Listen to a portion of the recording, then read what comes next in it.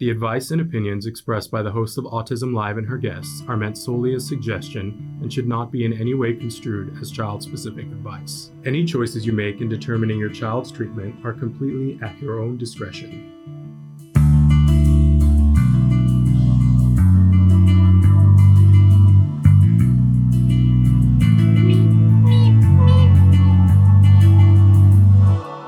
Good morning and welcome to Autism Live. It's finally that day. We've been talking about this pretty much all month. That for the first time on the show, a little bit later on, we're going to be joined by Christine and Abby Romeo. You know them from the hit show Love on the Spectrum US and Abby's brilliant love story on that show. It just gives me goosies, right? But Abbey is this wonderful, talented, multi-talented professional that you guys need to know about. So we're going to be joined by her and her mother, who I've been talking about this. I'm going to tell the story about how I met her mother a long time ago. A long time ago, before either of us ever thought about having children. And her mother is the reason why I do red carpets now. So there you go.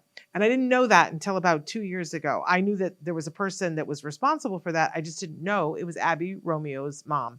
It's a very small world.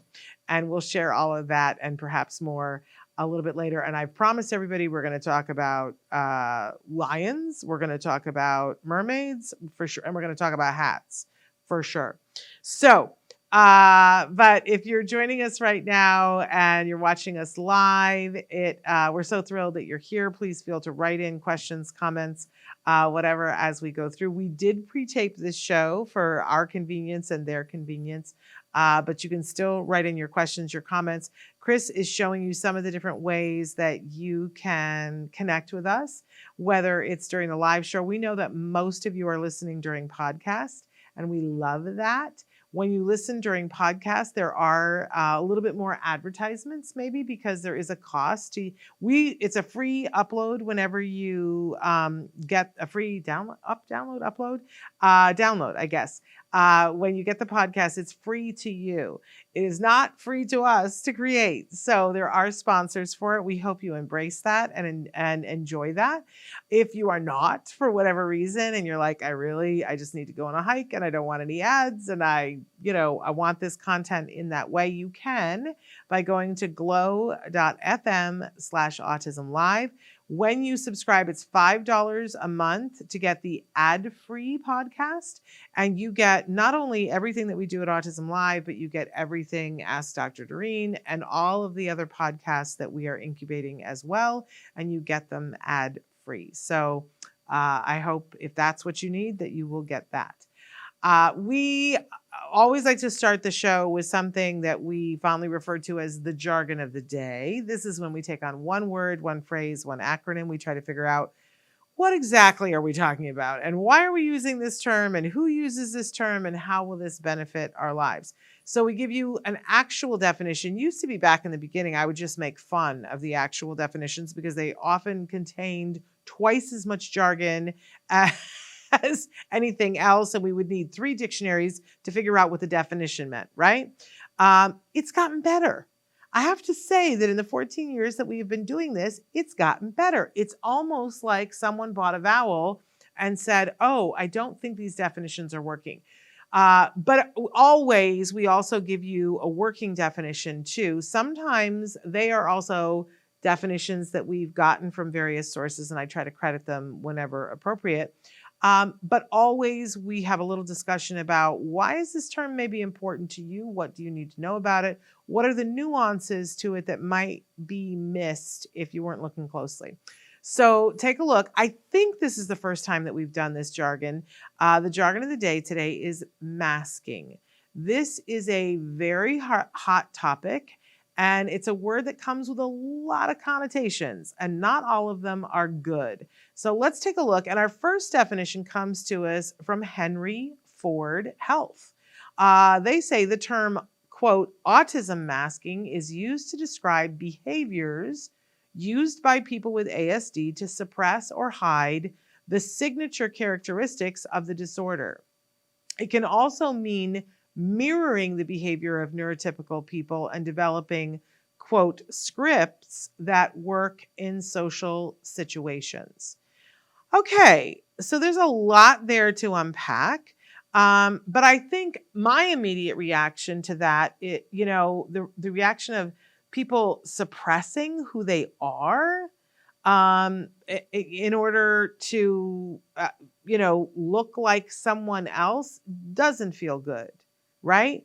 That feels like passing. That feels like having to take who you are and hide your light under a bushel so that you can please who, right? I think we can all agree that's not something that we would want to have to behave in or to force upon somebody else. Let's take a look at a different definition. And this one comes to us from Wikipedia. I like a couple of aspects about this definition, which is the conscious or subconscious suppression of autistic behaviors and compensation of difficulties in social interaction by autistic people with the goal of being perceived as neurotypical. This still hurts my heart. That if there is you feel the need to behave in a certain way, to be perceived as a certain way. It's not my favorite thing, but I like about this definition that we're identifying that it can be conscious or subconscious, and that we're trying to hide our difficulties. And I want to say that I think that is a very specific thing for autistic masking. And I think that it's very important for people such as myself who do not identify as being on the spectrum to tread carefully here. I absolutely want to tread carefully here because I know that from my friends who are on the autism spectrum, they tell me that this is a very real thing, that they do feel obligated to behave in a certain way to pass, to not be perceived as being weird or odd or different or wrong. And that hurts my heart. I do also want to say that a lot of times, I think most of us, whenever we're looking at something, we want to see, how can I identify with this, right? I think that's a human trait where we say, I don't know that I entirely understand this, so I want to put it through my filter. And that we come back with the fact that we all mask. Oh, let's all take a breath for a second. Because there are times when I am someplace and I am trying to behave in a way that isn't me because I don't want people to see me struggling, right? And I don't want to be perceived as being somebody who doesn't understand how to behave, a bit about all these things. But that is vastly different than when someone is doing autistic masking. Yes, we all mask sometimes. There are places where we will specifically mask and behave in a certain way where we know the rules are that. But that is different than true autistic masking. And it is different for a lot of different reasons because the intensity of it. And I don't have a disorder. I don't have something that somebody has said you qualify for something that's considered a disorder or disabling, right? I have challenges that does not equal a disability. And I think we all need to be careful and mindful that we are not creating these false equivalencies, if that makes sense. And we also need to be careful. I'm always saying that what I want to be is the best possible ally to my son and others who identify as being on the spectrum, neurodivergent, neurodiverse, whatever words, autistic, whatever words that they want to use. That while we feel, those of us who want to be good allies, while we feel that need to be like, oh, I'm like that too, that we slow our roll and realize that, we wouldn't do that with other disabilities. We wouldn't do that with other challenges. I'm just going to use the example that my mom was born with both of her feet backwards. She was considered both feet club feet. And she was in braces or in in a wheelchair or in crutches a lot of my life. I would never have walked up to my mom when she was in pain and said, yeah, I have that pain too. I just wouldn't have done that because I understood it was different. That I too have pain. Absolutely. It is not the same. It is not equal. It cannot be on a scale with what her pain was. I think we get that with other things. And I'm trying very hard to learn that. It is a hair trigger though. We go, oh, I do that too. We're talking about an entirely different thing. So we want to be in a space where we are not mistakenly encouraging masking. And I have to say this too, that sometimes we're teaching a skill, right? And you can teach a skill without asking someone to mask who they are while they're learning the skill or while they're doing the skill. That's really important for us all to just breathe and take in. It's a lot. It's a lot. My guests today are absolutely amazing human beings. I can't wait for them to come and talk with you guys. Of course, I'm talking about Abbey and Christine Romeo. You've seen them on Love on the Spectrum US. They're going to be talking with us about, what autism is like after 18. And we're going to ask them about what the onslaught of interaction, social media has been like since the show came out. I'm sure that it's mostly positive, but we're going to, social media. We're going to talk about what that's like and we're going to ask some questions of Abbey about Love on the Spectrum and give her the opportunity to answer or not, because I know that there are some things that they can't talk about. So all that's coming up right after these messages.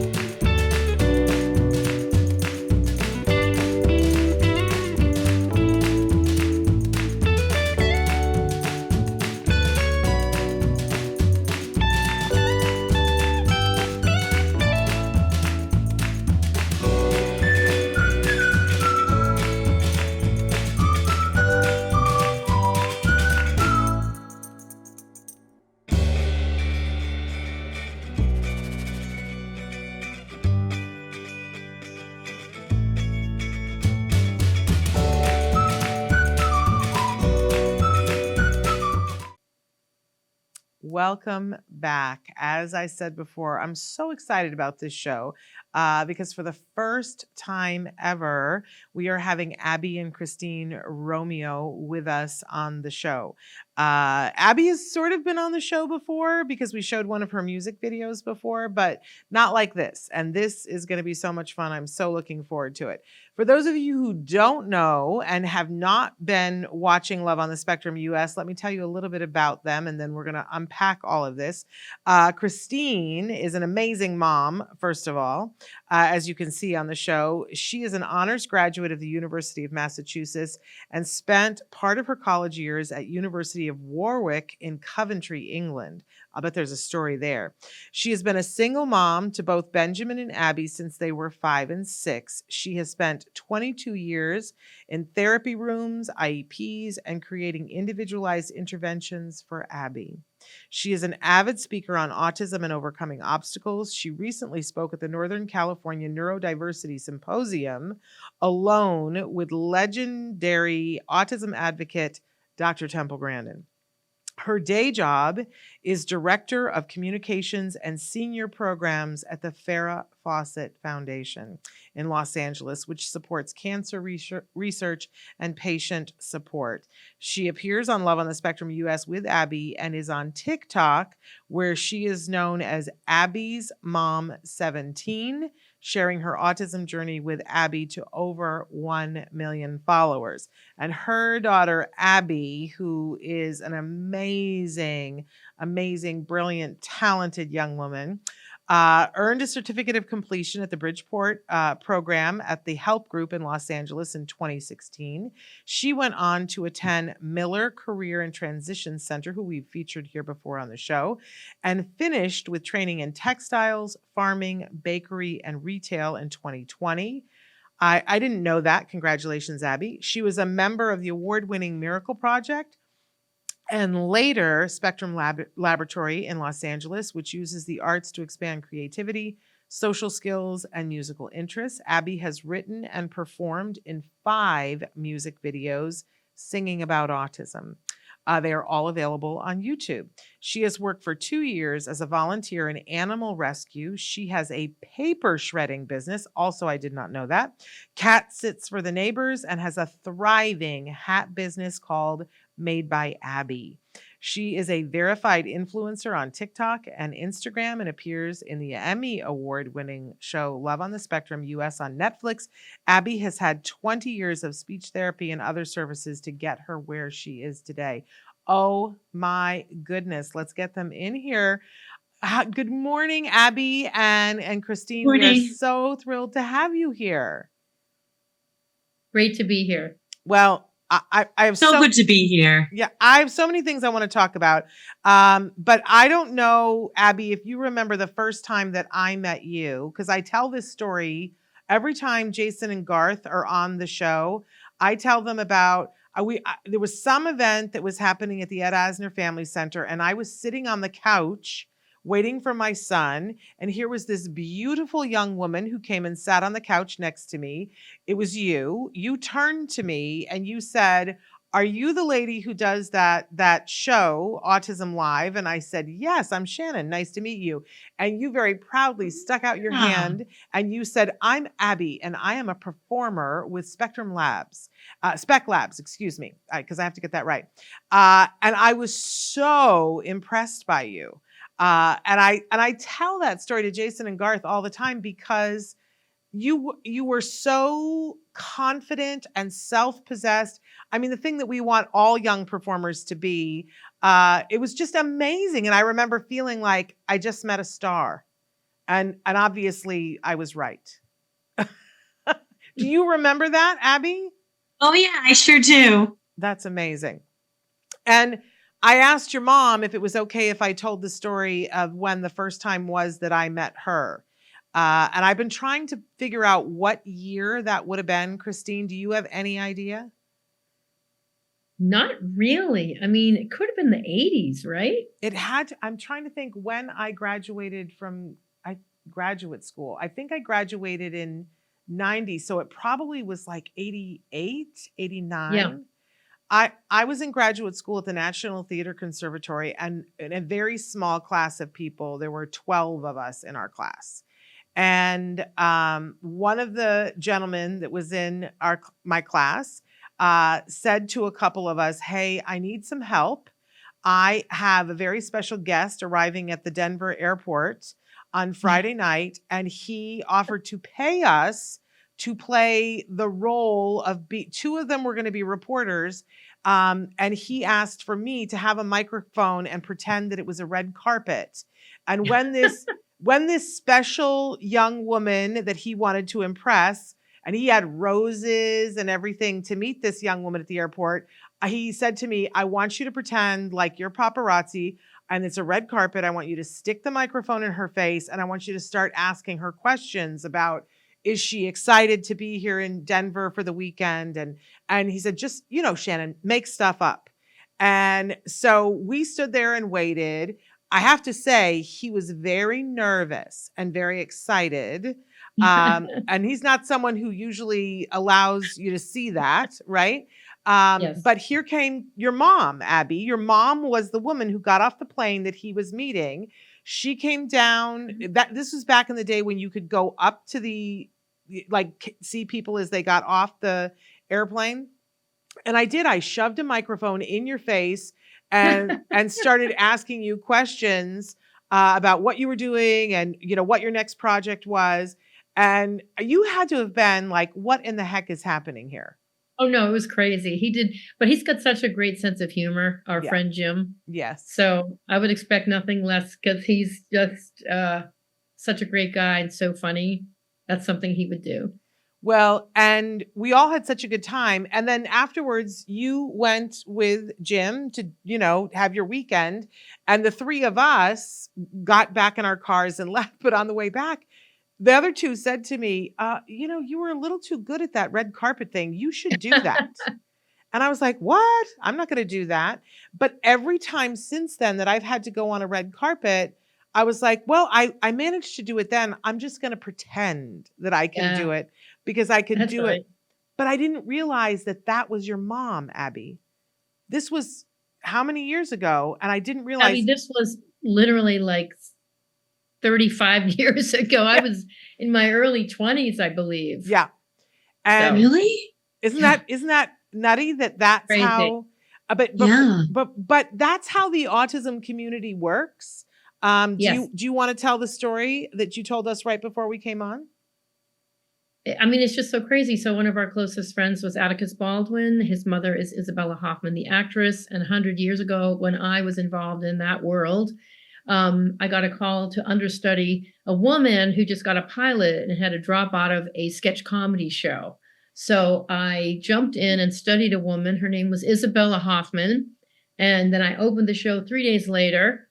And she kind of remained as like I was the understudy, she was the leading lady. And then years later, Abby's hanging out with this kid named Atticus Baldwin, and they were good friends. And that's Isabella's son. So what a small world. What a small world. And to think that we all met you years before we had our kids. And the universe said we would like for you women to have other things in common. Yeah. And here we are. So yes, there's a lot of that overlap. Yeah. Yes. I mean, those are not the only stories. So I want to talk about a bunch of different things. Abby, since we've never had you on before, I wondered if you would mind telling us what it was like for you growing up and being on the spectrum. And I don't know, what words do you use? Do you say on the spectrum? Do you say autistic? Do you say have autism? I think having autism or on the spectrum or neurodiverse. Okay. How did that feel for you growing up? What was that like? When I was a child, my childhood was very, very hard. My brain didn't do what I was telling you to do, and I got very, very jealous of neurotypical girls because they could do things that I couldn't do. So whenever a neurotypical girl would sneeze, I would sneeze because I was trying to be like them. Wow. And even though it made them uncomfortable, but I was trying to, I didn't want to feel left out in the cold. Yeah. Yeah. It's interesting because, we talk to a lot of self-advocates and everybody's story is so different and what it felt like for them was different. When did you know? Sometimes people say, well, I knew that I was different than so-and-so. And sometimes people knew about the diagnosis early on. Did you know about the diagnosis or did you just see, I want to be more like those girls? I couldn't really explain my emotions then. Okay. That's fair. I appreciate Do you want that. to tell her, Abby, how you discussed autism to find out about it? Remember you came to me? Do you want to tell her? I came to my mom and asked if I had autism because I went to an autism school and they were saying the word autism there. Oh. And so she came to me. Do you want to tell the whole story? You came to me. We were in the car. I was in the car and I asked if I had autism. My mom said yes, and we both started crying. Oh. That was one crazy car ride. I'll bet. She really surprised me, and you were 9 years old. Oh, yeah. At the time you asked me, and I won't forget that moment. Well, and we have seen in some of your, we shared a video on our Stories from the Spectrum of yours where in the beginning of the video, you talked about that there was a period of time that you were frustrated with the way your brain worked. Yeah, my mom filmed me when I was like in junior high on my brain, and I was about my brain, and I was like, "Why won't my brain do what I'm telling it to do?" Yeah, but do you feel that way now, Abby? No, because you know what, I've this is why I've always wanted to be all grown up because I knew I would have more language. I love that. I mean, I just got goosebumps, and so. I mean, we're watching you on the show, Abby, and it just looks like you're leading your best life right now. Does it feel that way to you? Yes, it does. I kind of want to cry because I know several women who have said to me that, and I don't want to do spoiler alerts. If you haven't watched season 1 and you haven't watched season 2, I don't know what you've been doing. You guys should go watch it. But there is a scene with you and do you call him your boyfriend? Do you call him your significant other? How do you call him? What do you call him? Do you use the word boyfriend? What do you call David? She's asking. Davy. Okay. But what is he to you? You call him your boyfriend? Yeah. Okay. So you are with your boyfriend in what I think all of us would agree is a very romantic setting. And you guys are just kind of chilling out and sitting and talking in this very romantic setting. And I know so many grown women, Abby, who watched that and cried and said it was the most romantic thing they have ever seen on anything. That it's their idea of perfect romance. Do you know which scene I'm talking about? Scene in season 2? Yes. When you guys are singing Lion King. Yes. And where you guys are in that moment, I don't want to give it away because you're doing something very special, but it's very romantic. It's one of the most amazing, inspirational love things I think that anybody has ever seen. Did it feel like I always wonder when I see these things, were you aware of the cameras or was it just about you and your boyfriend then? Just me and my boyfriend. That's pretty amazing, Abby. I understand that you have a new song. Do you want to tell us about the new song categories? Yes. My song categories I wrote with a woman named Casey Kelly, and it's about how the way my mind works. I put all the things I like in one category and all the bad things I don't like in another category. I love that. When and where are we going to be able to see this? Check out on YouTube. Okay. Wonderful. What's your YouTube, Abby? Abby.com. No, that's not it. AbbeyRomeo.com. You don't even need to say .com. It's on YouTube. It's on YouTube. It's just Abby Romeo. Yep. There we go. Love that. I also see that you have a YouTube. Well, I see you've got the Instagram is Hats by Abbey, and Abbey is BBEY, ABBEY. So people need to know that. You've got a TikTok, Hats by Abbey. And Christine, your TikTok is Abby's Mom 17. But again, it's Abbey with an E. We've talked a little bit about now you're growing up, and I'm sure that everybody wants to know, because you said how like it feels great for you as an adult, Abbey, but I'm sure there are a lot of people who are looking for some hope, because so often we hear about how services end and there's a cliff and that after 18 is hard. But again, as much as Abby's living her best life, Christine, it looks like you are too. Talk to us a little bit about what happens after 18. What do we need to know? So I've been kind of sort of doing a little bit of speaking on this topic because the first thing that I'd like to share is that Abby's had the most growth in her autism intervention journey since the age 18. So age of 18 to 25, which she is now, has been the most growth we've seen. And I think the system doesn't allow for constant support. So you, the caregiver or parent, has to be the bridge, has to navigate what those next steps are. Because after all of these years of interventions and supports, you can fall off at 18, especially then 22, because 22 is when the regional center changes and you go into the adult program. But even after you get out of high school, if you don't go to a post-transition high school. So I've done a lot of understanding that purpose has to come first. And our kids on the spectrum need extra help with building confidence. And if we can work towards confidence, then we get more independence, and then we get the purpose. And then you get to your next step. And it's kind of uncharted territory. And I feel like that's the hard part, because there's a lot of parents that don't know how to take that next step. The resources are difficult. It's different in every state. Some states have great supports, others don't have much. Some people live in isolated areas and they just don't have access to stuff. So it's about sharing that information and I think cheering each other on so we can help them live their best lives. Yeah. we've been doing a lot of shows this month, and I have to say, we had Dr. Temple Grandin on the other day. She's got a new book out about employment for adults on the spectrum, and so we were interviewing her about that, and I really had the aha moment that some of the things that we do as parents, that we're working in the wrong direction. That I know from me, my son's about to be 21. I've been finding it very hard to just like let go. I feel like I'm still supposed to be doing something, but Dr. Grandin let me know I am supposed to be doing something that for our teens and adults, that getting the first few jobs is really on us as parents. She made that very clear. She's like, don't count on the interview thing. You got to go through the back door. And she talked about entrepreneurship. And so this is an area that I want to get into with you guys, because I knew that you were making hats, Abby. I didn't know how gorgeous they are. They are absolutely stunning. I want to talk about how that got started, and how, like, if you're helping to support the business mom, who wants to answer how the hats thing started?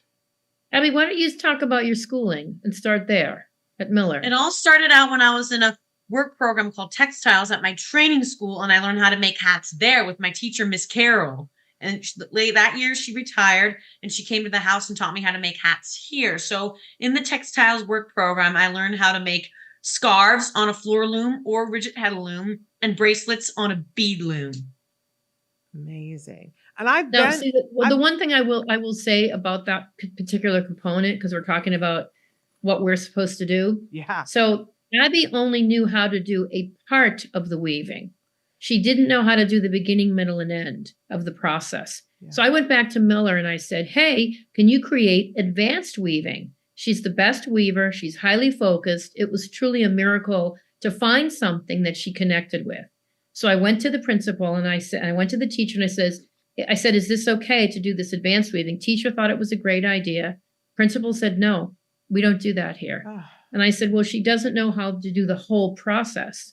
So I left the school very defeated. And I had this idea that I was going to employ others that had crafts or skills, and I could do it online, and I could bring people even to my home. We'd set up a workroom, and I could create a couple jobs.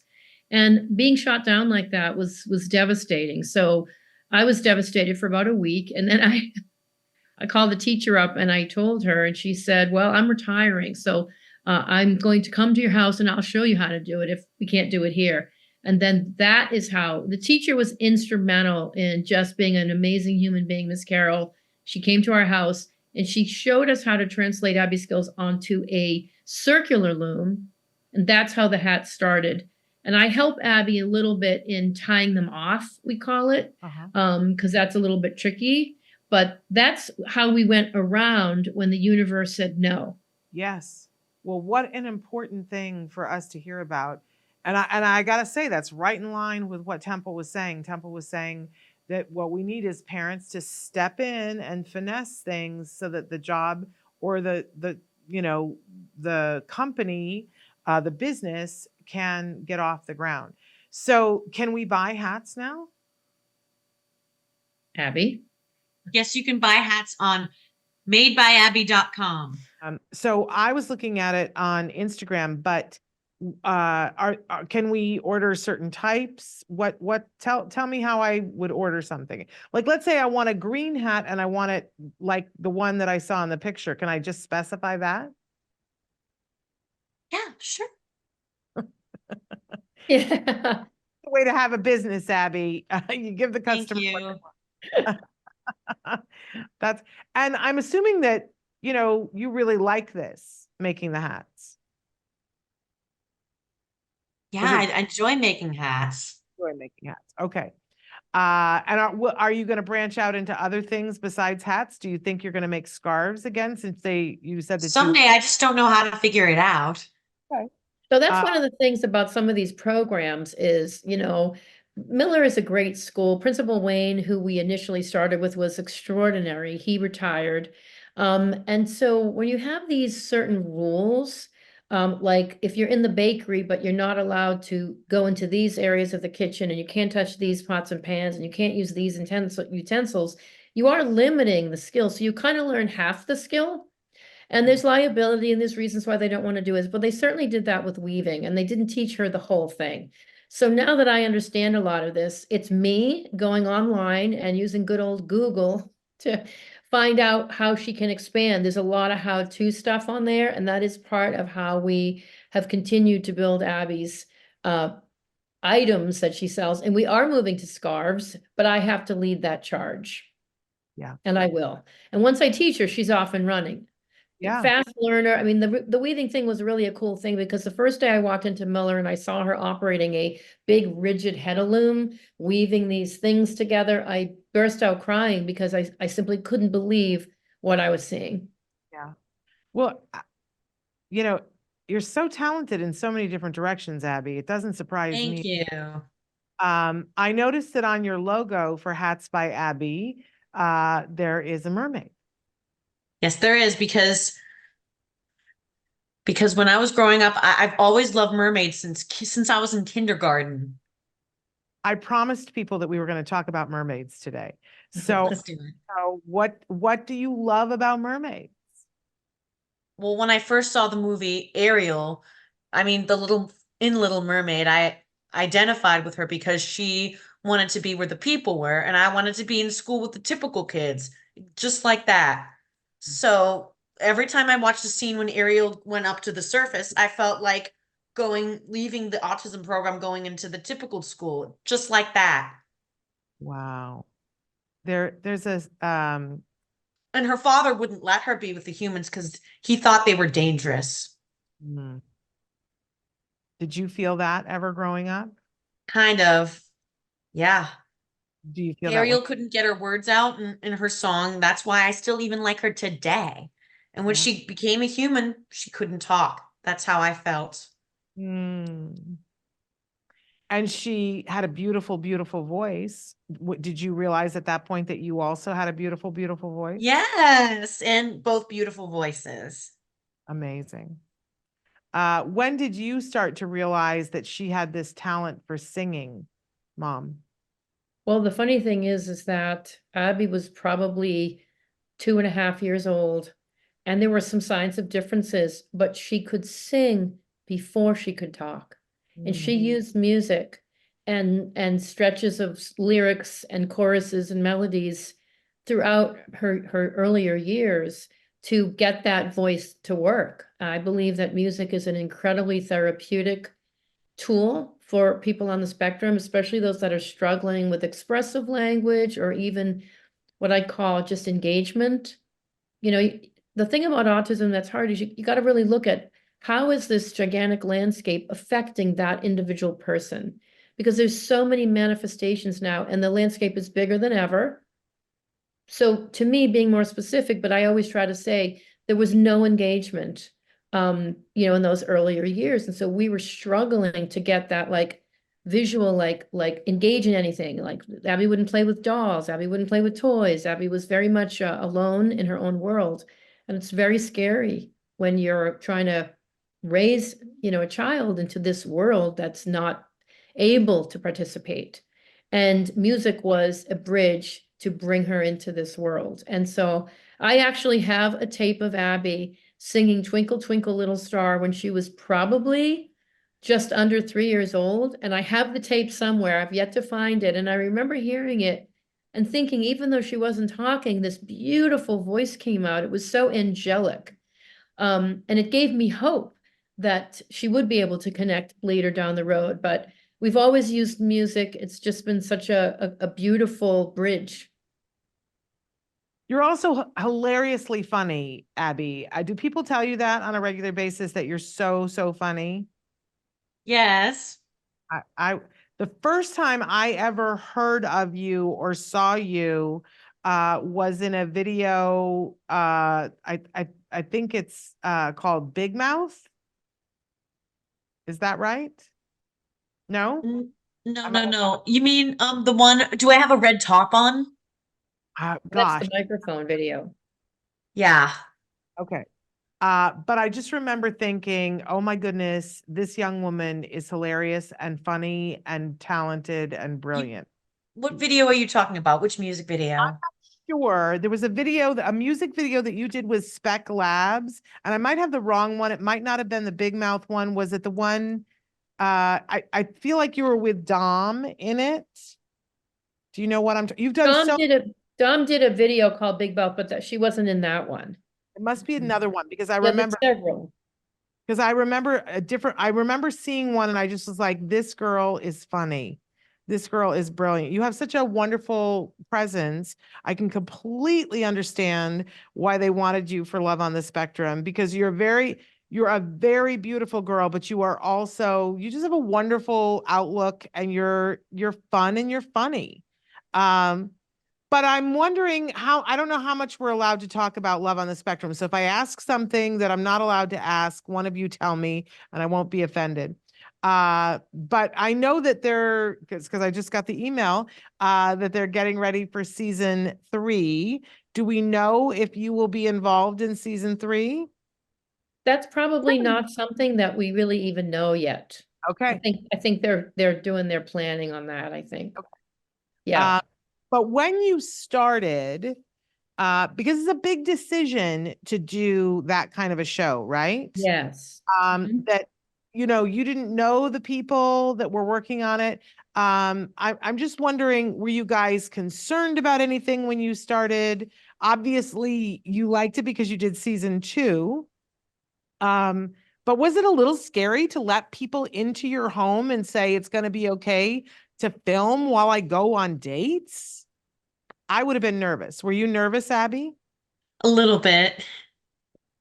And I mean, as a parent, it was a hard decision to do this. We didn't know what this show was when we Zoom call interviewed for him 3 or 4 times.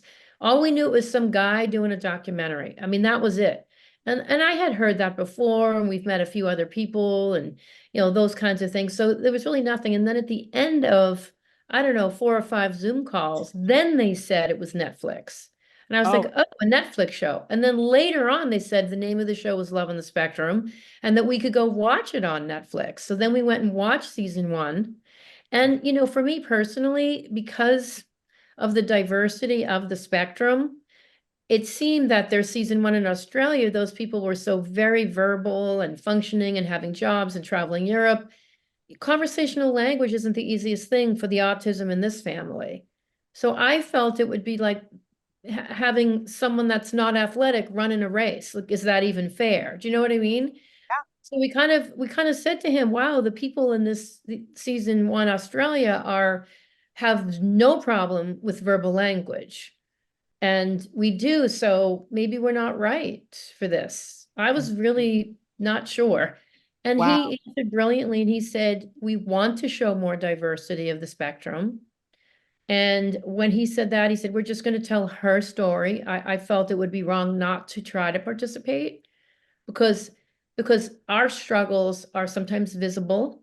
And we've been judged by that since she was a little kid and gotten glances and stares and things like that. I don't begrudge anyone for doing that. I think it's fine because it's normal to just say, hey, what's that struggle over there? It's just curiosity almost. So if we could raise awareness for this part of the spectrum, we wanted to. And I thought it was important for him to show that part of the spectrum, obviously. And you guys have told your stories, but it is built into this beautiful love story. Am I allowed to ask if you and David are still together? Yes, we are. I'm allowed to ask that one. And I love how your face lights up whenever we mention him. Maybe for people who are watching, I would love it if you could tell us 3 things that you really like about him. He supports me. He treats me kindly. He treats me like a princess or even a mermaid. I've also noticed that while you guys don't necessarily love the same things, you really appreciate what the other one loves. And that feels... He loves milk. I like lima beans. And does he like lima beans? No. But he appreciates that you like lima beans. You guys get to go on a fabulous trip during season 2, like a trip of a lifetime. And it was just so fun to watch the two of you enjoy that, Abby. Did Thank you have you. the trip of a lifetime for you? Did you love it? Mm-hmm. I'm dying to know what your favorite part is, but I don't want to spoiler alert it for anybody. So we'll hold off on that. Unbelievably, we're already starting to run low on time, but I do have to ask the question of both of you, because we're on social media here, and it is such a mixed bag. We are so thrilled by some of the stuff that people write to us, and it's so wonderful. But there's also, in anything, there's stuff that isn't great. But when you put yourself out there, all kinds of stuff is going to come in. So maybe if we start with Christine, and if Abby wants to jump in, what's it been like in terms of social media, being so out there, being reality television stars at this point? Well, I think that it's twofold, the social media experience. And my experience is different than Abby's because I'm trying to share from the caregiver point of view, and having just, been actively front lines of autism interventions for, basically almost 24 years. And I've learned a lot. I live in a great state that has excellent supports and intervention and diagnostic opportunities. So that's the good part. So when I share something that I've learned or something that I did, and I get messages from other countries, people that don't have services, people that aren't as involved, or their kid is not as obviously in need, but they're on the spectrum. And I get messages of gratitude almost every day of people saying, I don't have any other resource other than this. Because I spent so much of my life involved in hours and hours and hours of therapies, IEPs, I do feel like, okay, I was blessed to have great people help me learn. And that's the good part. The bad part is that the explosion of communication on social media has allowed for new voices to emerge. And there is a population of people who I think are misunderstood, are on the spectrum in a different capacity than Abby. And that particular population is angry and upset and doesn't feel heard. So no matter what I post, they just hate you. And that makes me sad because all those people are people who are autism level 1 or self-diagnosed. And they can be very cruel and mean.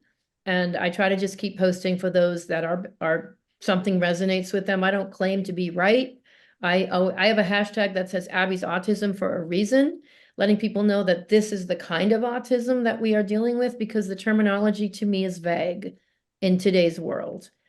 After 2013 and when the DSM-5 changed, I'm all pro services for everybody, from typical people getting therapy to stage, a autism level 1 person getting their help, whatever that is, adaptive life skills, organizational life management, you name it, social skills is all great. But the inner fighting within the supposed community is really tragic from my experience. It's very wearing, and I'd love to know how you deal with that. While you're trying to do this really good thing, how do you manage that when somebody is just like, no matter what I have to remind myself 2 things. If I put myself in their shoes, okay, let's say it's somebody, and I've met a ton of people who I would call, under the umbrella of autism, neurodivergent.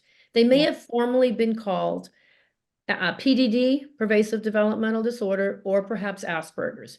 But under that neurodivergent word, you have someone that has amazing skills, but needs these supports or these services. And some of those services haven't even been created yet, like organizational life management, adaptive life skills, people that don't know how to navigate an airport or get in a cab or even buy their groceries, that have jobs, but they have other limitations that are operating from maybe a sensory deficit. But they present as neurotypical. That's, someone gave me that phrase, which I kind of liked. It made me have an understanding. And then you've got other people who needed massive interventions to function. And it's almost 2 different experiences. Okay. So what we had is completely different. There's almost no crossover. So they're yelling and screaming. And I try to put myself in their shoes and say, look, I was never diagnosed. I was misunderstood. I didn't get any supports because I was verbal. My parents didn't understand me. I was bullied at school. And now here I am today. That's not good. And I put myself in that person's shoes and I say, they can hate me all they want. I forgive them. Yeah. That's a great The way. energy should be channeled at the school system because nobody should fall through the cracks like that.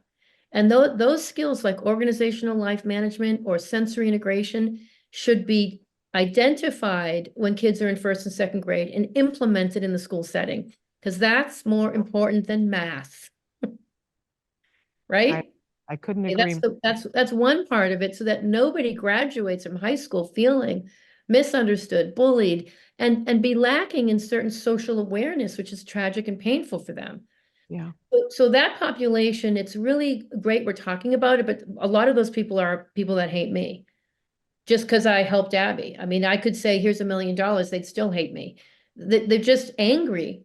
And I feel bad because life's too short to carry that anger around. And I would think, I wish they would take their stories to advocate for either educational change or diagnostic change so that that population gets specific services, because they didn't need speech to talk because they're already talking.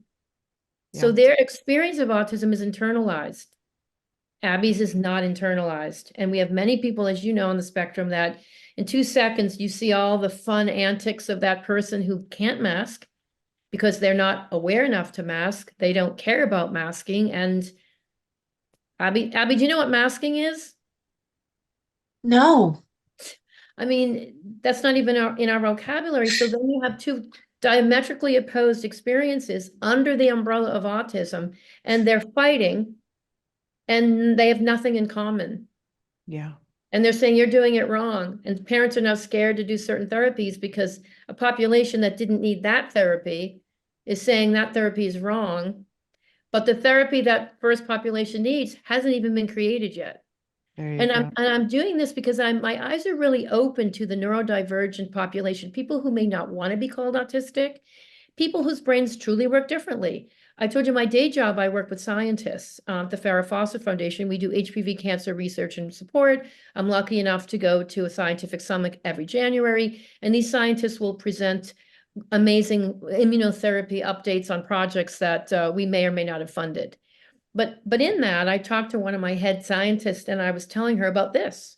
And I was telling her about masking and I was telling her about the language. And she said, oh, half my team is Asperger's. And she started laughing. I said, well, we can't say that word anymore. But those people still exist. That population is still there. And they don't want to call themselves autistic. No. But the idea that somebody loves the acquisition of knowledge versus chit-chatty social interaction, to me, is just a preference. It's a preferred wiring. It's the way your brain works. There's nothing disabled about that. Mhm. That doesn't mean they don't need supports. They need understanding. They need accommodations. They may need supports too, but I'm just saying, like, we've got to start rethinking how we're thinking this, because now everyone's going, oh, I'm seeing on TikTok that I have sensory issues. I don't like loud noise. I don't like the heat. I must be autistic. I go to a diagnostic doctor. I wait my 6 months. I get my appointment. I say all these things, and the doctor says, you're on the spectrum. And now you see, you've got somebody who's heard, and they are micro-examining their humanness, their human experience, and saying, well, I have those things. Everybody has sensory preferences. Every single person on the planet right now does. So I think we just have to be careful about the sort of sharing of knowledge. I truly wish, my personal humble opinion after 24 years and seeing how things have shifted and changed, I wish that there was a firm either sensory processing disorder diagnosis that was recognized on its own for people, because I think sensory issues are misunderstood. They're clumped in with autism, and that's why we're seeing an explosion. And that sensory support needs to be implemented in first grade. We should be able to identify kids, have therapies, have strategies in the classroom setting, pull kids out that need to run around and move, because that's just how they're wired. But we kind of doing things kind of, it's all jumbled up right now, and it makes me sad. I have 1 million haters in the level 1 population just for helping Abbey. You did it wrong. Free Abbey. You're a terrible mother. And I know that person's hurting, so that's kind of the way I look at it. They don't want to know my story. They're just very angry. And they're they're evil. and they're evil. So, but Abby, Abby doesn't see so too much of smart. it. What? Your mom is so smart, Abby. Yeah, can I have a break? Absolutely. And I love that. You can absolutely have a break. Do you You need can. to Thank turn you. your camera off while I talk to mom, or you want You to? can push the computer down, Abs. But Oh, there she goes. No, thank you for asking for the break. Come back whenever you're ready. You take as much time as you need. And I just want to say that is a measure of how right you are doing it. Oh, That thank you. she said, "Can I have a break?" And we told her that. Like I honor all of her sensory needs and try to just say, like, if Shannon asks you a question you don't understand, just say, I don't understand the question. Please say it a different way. Like Yeah. I'm trying to, for me, every single person, however they're impacted by the spectrum, needs to be able to identify their own sensory needs. Now I can do it automatically because I know when I walk into a loud restaurant, it's my least favorite environment for dinner. Loud, big high ceilings, clinkety clankety. I have a reaction to that. That does not mean I'm on the spectrum. And I want to honor people who really are on the spectrum because they're the fighters. They're the ones, for me to jump on that bandwagon is, for me personally, seems wrong, especially after how hard Abby has worked. I don't, my son actually taught me something this week, which I was very proud of him. Abby's brother, Ben, he said, he did a video on ADHD, as ADHD. He said, I have ADHD. Here's how I handle it, da, da, da, da. And many people wrote to him and said, you're on the spectrum then. You're neurodivergent. And he said, no, I'm not. I just have ADHD. I deal with it. It's not an issue. I have a whiteboard. I write stuff down and check it off to keep me organized. And I kind of loved his perspective on it because I think that there is some people that kind of move on with self-awareness, but there's some people that I think are being held up in a vacuum of wanting to feel disabled or thinking they're disabled, or rather than push throughing it and saying, okay, what do I need to move on with my day? Get that thing you need. No one's saying that you shouldn't get support. My eye is so in tune with people that are neurodivergent that I can even tell when someone that's on the cusp of that neurodivergent thing, I can see them struggling with life skills, and I'll go, that's what needs to happen. That person needs life skills training where you learn how to go to an airport and navigate all the step 1, 2, and 3 of something. There's a lot of people. I do a lot of that on my TikTok. Like I'll show Abby, what do we do at the gate? I mean, I actually had a nightmare one time that I had dropped Abby off at the airport and I zoomed off. And then I had this phone call of her just screaming and nobody knew where she was. And she was lost in an airport and just got on a plane somewhere and I never saw her again. And when that happened in my dream and my nightmare, I brought her to the airport on our next trip and I make her navigate the airport. What's the gate? What's the airline? What do we do first? Where's the sign? And I make her lead me. You're such a reasonable voice in the storm, and I really appreciate that. I'm very fond of saying for myself, I love self-advocates. I truly, truly do. But I always follow that with, but a lot of them don't like me. and that I just accept that I absolutely love them and I love them unconditionally, but I understand that a lot of them don't like me.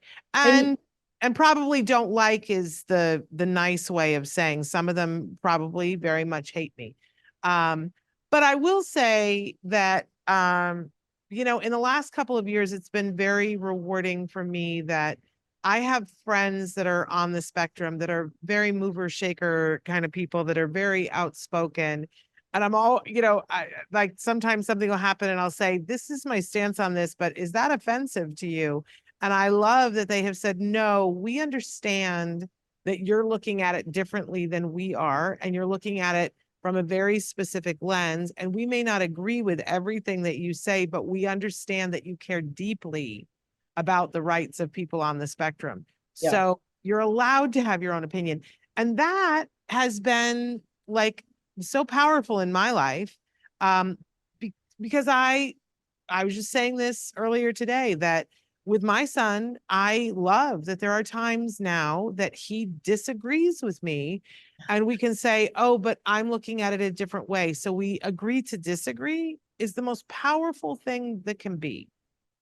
Yeah, I agree with that. And I also just think I try to put myself in their shoes, and I truly am highly aware of neurodivergent individuals, people struggling with social skills. And I think when you're a parent like I have, I know 40 to 50 people in my realm of people on the spectrum over Abby's years, people from Spec Lab, people from the Miracle Project, people from Miller, the Help Group. And you've just been through a myriad of different manifestations of autism. And so, but some people that come on, the haters or someone is kind of in their story with a few friends. And I think sometimes part of being neurodivergent is a different take on being reciprocal. In other words, but it's not ego-based. It's neurologically based. They see the world from that experience as Abby does, but it's not egotistical. It's coming from their lived experience. And so I feel like it's their pain and hurt that is speaking. They cannot see the other side, and that's part of being neurodivergent. Yep. Does that make sense? I agree completely. But And I love that you're speaking out about this on TikTok, that you have your stories on Instagram, and that it is resonating with people, Christine, or you wouldn't have 1 million followers. Well, thank you for that. It's hard sometimes because I'm a person that doesn't like to cause waves. I know I don't even like attention like that. And if you look at my very first post on my TikTok, it was because Abby's account got shut down. Someone reported her for having a glass of wine. Apparently, they thought she was a child. And even though she was 24 at the time, I took over the page because we were going on a big trip. And we had a lot of her followers wanting to follow this trip. So I inadvertently posted to just share her story. And then at the end of 2 weeks, when her account came back, I had, I don't know, 300,000 followers and some positive feedback. So I thought, oh, I guess I'll keep doing this, but please go to her page for the more exciting stuff. And it kind of took off from there. But it is hard at times because I can tell you, I recently did a post where I'm trying to address, wow, how can people in this population be so diametrically opposed in how autism manifests in them? Somebody's got perfect language and their struggle is all on the inside. So they can mask and they can pass for neurotypical, which might be even harder. If your sensory system is all askew, then you've got Abby, who doesn't mask, who was diagnosed in 5 minutes, which I didn't want. And I told them they were wrong. So they're two different experiences. So when I ask for clarification of language, it's not to belittle anyone's anything. It's to say, how do we create effective supports or interventions if we don't have anything to call it? We have 1 million traits. It's like a needle in the haystack. So here is pivotal response training. I'm going to throw it in the haystack and make the parent or caregiver go find it as a therapy. Here's organizational life skills. I'm going to throw that in the docket and the parent or caregiver can go find it. In other areas, like I always say this in say the mental illness arena, we've got names and behaviors for many, many, many diagnostic criteria. OCD, occupational defiance disorder, compulsive hoarding, manic depression, bipolar. And you don't see those populations fighting amongst themselves. No. Telling someone they did it wrong. Why are we doing this? I think autism should be an umbrella. And there should be 10 different slots. And I should never be fighting with a person that's non-speaking about what they did or didn't do, the parent or caregiver. I have no place or right. I don't know that world enough. I've met several people who are non-speaking and watched some of the growth. One girl I'm thinking of in Spec Lab, who I've known since she was 3, and she's non-speaking and she's playing the violin now. And I cry every time I see her because it's amazing what she's accomplished, but you can't fully appreciate that if you don't know where she started. No, I think we need to know, when was someone diagnosed, and that we should be able to have language that helps us understand the journey for that person. Absolutely. But we don't. Everyone's afraid of offending somebody or using the wrong language. High support, low support, 1, 2, 3. That's so vague. I mean, how do you create it? And the more I talk to recently diagnosed, undiagnosed, or late diagnosed, I say, what support do you need? Yeah. I need a lot of support. What do you specifically need? And many of them don't know. And then I say, let me tell you what I think you need, which I have no right saying, because I have been watching, and it's the social skills, understanding of social situations, all of the social component, life skills, organizational life management, like how to move, how to buy a car, how to use the bus system. And I think some of those big life things shut people down that have different processing, because it's easy for us to do it, but not for them. And I feel like that should be taught in high school. I Nobody should be completely fighting for concur. that service outside of high school. They're entitled to a free and appropriate education. We should be labeling neurodivergent, autistic or not, wherever they are, but if we can identify that population, then the school should be responsible for helping them be happier adults. There should be counseling, there should be supports, and I'm not sure why we're not doing that. And my analogy is, if my son got an orange folder from Los Angeles Unified School District when he was 7, identifying him as a gifted student, I was like, well, wait a minute. If you could identify him as a gifted student, you can surely identify a neurodivergent kid, someone who's having trouble socially, someone who's isolating, somebody who's maybe learning differently, but presents with some interesting splinter skills. Maybe they're not on the spectrum in that classic way, but surely we could create supports for them. You got the teachers, you already have classes set up. If you got a class for the smart kids, why can't you have a class for the neurodivergent kids? Well, when are you going to run for office?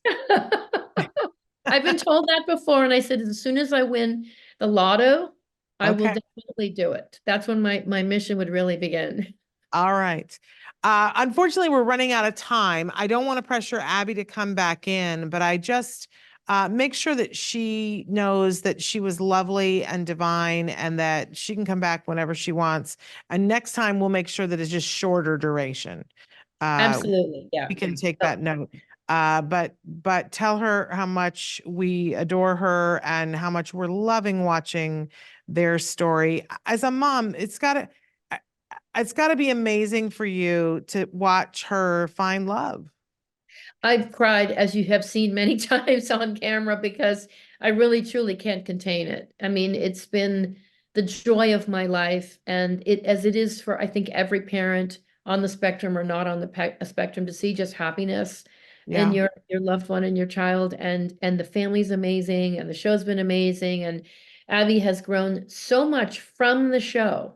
It's just so inspiring for me. I mean, like I said before, you can't imagine the growth from since age 18. So I want to tell everybody, keep the faith, follow your instincts, think outside the box. Don't take no for an answer if your instincts are telling you otherwise, and keep being creative with what your kid needs, and never, ever compare your loved one on the spectrum to anyone else. There we go. And he is an amazing young man. I know you cannot say anything. Don't blink, don't do anything, but we're all hoping for a wedding. I'm glad Abby wasn't here to hear that, because I don't want to feed into that, but we're all hoping for a wedding. Like a bunch of old yentas. We're like, knitting things and hoping for the wedding. So anyway, thank you so much for all that you do in the community. And thanks for giving me permission to be on the red carpet all those years ago. And thanks for being a wonderful mom. Abby is a delight, and I've never met your son, but I have a feeling he's a delight too. He is, and we've had a lot of fun, single mom, my whole life. We've got Bob and Mike, my two best friends who are married. We met at the local school. They adopted 2 sons, and they live in the house behind us. So it's just like a lovely, fun family, as non-traditional as you can imagine. But, at the end of the day, having fun is the most important thing, and enjoying laughter together. And Ben is equally proud of his sister, and he's been a great support to me. He's been the man of a house for a long time, and we couldn't have done it without him. Well, if you guys have enjoyed this talk and you're like, oh my gosh, I got to be more around this energy, I really want to encourage you. We've got Christine's TikTok is Abby's Mom 17, at Abby's Mom 17. Your Instagram is Christine Abby's Mom. We can go to @hats by Abby for absolutely everything. Go buy yourself a hat and check it out, because they're lovely. They're beautiful, beautiful, stylish, wonderful hats. So, and thank Abby for taking the time with us. I will. And I'm going to be posting some longer form content on YouTube, my YouTube, which is Christine, Abby's mom, on YouTube. And because they're allowed for a little bit more longer content, a little bit more kind of educational or observations, and some interviews with a variety of different types of people on the spectrum. Wonderful. Fantastic. I can't wait to see it. And then, we'll have you back on because That would be great. what a And I wonderful. want to thank you for all you do and have done over the years in this arena. You rock. I try, but I'm getting down to it. I'm like going through that thing of, okay, what do I want to do before I retire? That's right where I'm at. Which is a sweet spot to be at. But wonderful, wonderful to be with you guys. Give everybody a hug for us. Yes, will do. Thank you so All right. much. Take care. Thank you, Bye-bye. darling. Bye. Bye. I can't believe we're already out of this hour, but I want to remind everybody, and we went a little over, that on Monday, Vince Redmond will be with us. He is an autism expert who happens to also be an LMFT, and he's going to be talking with us about caregiver parent stress. I always like to give the disclaimer that being a parent of somebody on the spectrum is considered more stressful than being a parent of somebody who's not on the spectrum, but that is not because of the person on the spectrum. That is because we're always wanting to be the best possible advocate for our kiddos, and there are things we don't know, and they don't make it easy. So Vince is going to be with us and talk about how we can cope with that stress, how we can lean into supports so that we can get through that and get back to being with our kiddos, which is the fun part. And then for our very last day of April on Tuesday, Dr. Doreen Grampuchet will be here, and the topic will be building language. All the things that we can be doing to build that communication, build that connection that all of us want so much with our loved ones on the spectrum. So, and that will close out the month. It has been a month, can I say? But so thrilling to have been with so many wonderful guests. And we're continuing shows in May, just not at the hell-bent pace we have been doing it. So that's all. Anyway, we will be back on Monday. Until then, give your kiddos a hug from me and one for you too. Bye-bye for now.